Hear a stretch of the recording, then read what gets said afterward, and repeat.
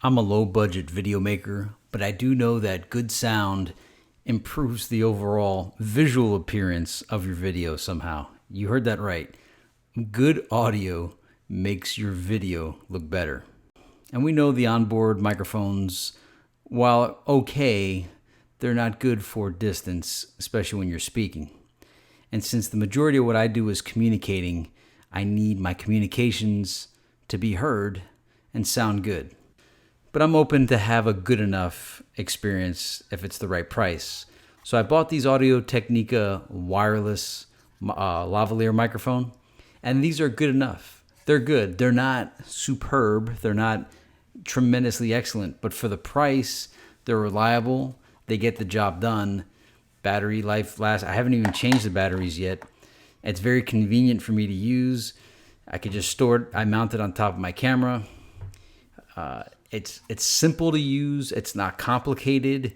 I've enjoyed the use of it since I got it. It even has a little convenient audio monitor.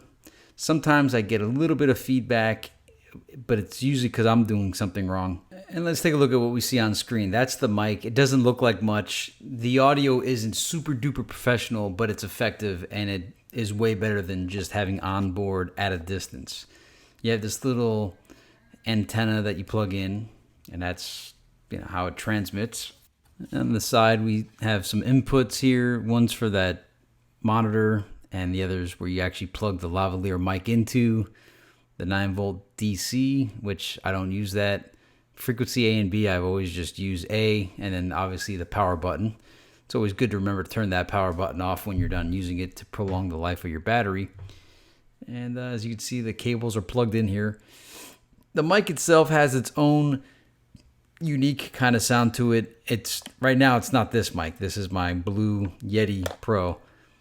But it's got its own unique sound to it. You hear a little bit of hiss and fuzz sound, but for me, like I said, it's good enough. And in a way, that little buzz and hiss kind of adds a kind of personality to the production. So if you're on budget like I am, and you're not a perfectionist where you have to have absolutely perfect audio, and you want an affordable solution as a beginner, this is a pretty good start.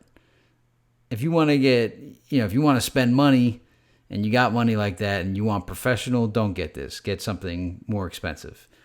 But if you're like me and you just want to communicate effectively on a budget, this one works. Anyway, if you want to buy one of these, I put a link in the description below. Thank you for watching Technuba. Technuba.